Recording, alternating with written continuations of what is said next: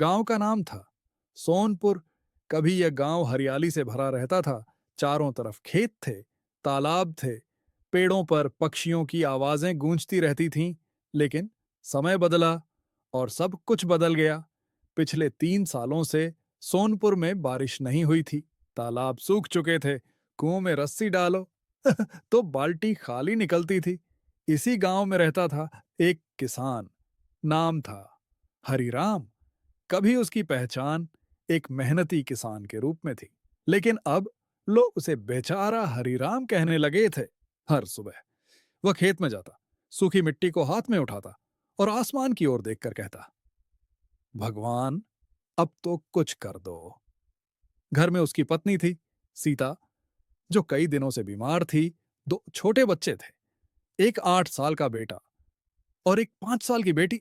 उस दिन घर में सिर्फ एक रोटी बची थी। हरिराम ने आधी रोटी बच्चों को दी और आधी अपनी पत्नी को। खुद उसने पानी पीकर पेट भरने की कोशिश की। उसी दिन दोपहर को, जब सूरज सिर के ऊपर आग बरसा रहा था, हरिराम नीम के पेड़ के नीचे बैठा था। तभी उसे पंखों की आवाज सुनाई दी। फड़फड़, फड़फड़। एक बहुत बड़ा सफेद कबूतर धीरे धीरे नीचे उतरा। कबूतर का रंग कुछ अलग ही था, जैसे दूध में चांदी घुली हो। हरिराम बुदबुदाया, इतने सूखे में भी ये कबूतर। तभी कबूतर ने उसकी आंखों में देखा और बोला, हरिराम। हरिराम डर के मारे पीछे हट गया। तू मेरा नाम कैसे जानता है? कबूतर बोला, और क्योंकि मैं सिर्फ एक पक्षी नहीं हूं, मैं समय और प्रकृति का संदेशवाहक हूं। हरिराम ने हाथ जोड़ लिए। अगर सच में भगवान का भेजा है तो मेरे बच्चों को भूख से बचा ले।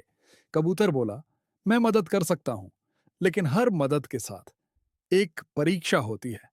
कैसी परीक्षा? हरिराम ने पूछा। कबूतर बोला, अगर तुम्हें सब कुछ मिल जाए तो क्या तुम इंसान बने रहोगे या लालच में जानवर? हरिराम बोला, मैं कभी लालच नहीं करूंगा।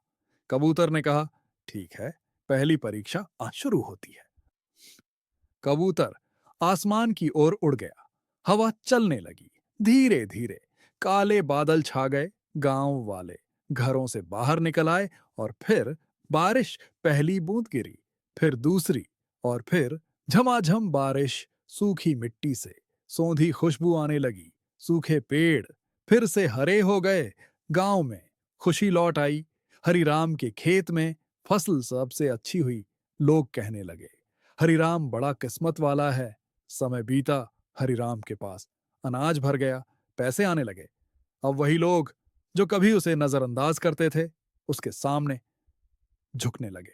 और यहीं से हरिराम के मन में अहंकार पैदा हुआ।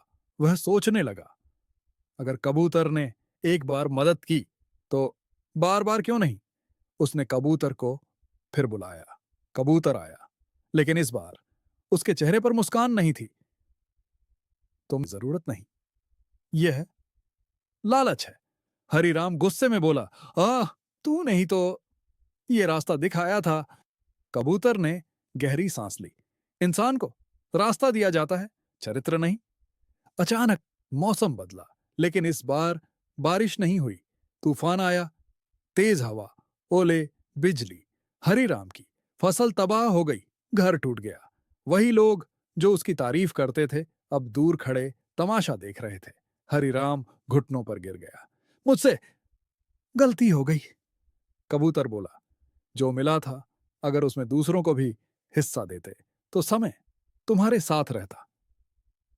हरिराम रोते हुए बोला, अब कुछ भी नहीं बचा।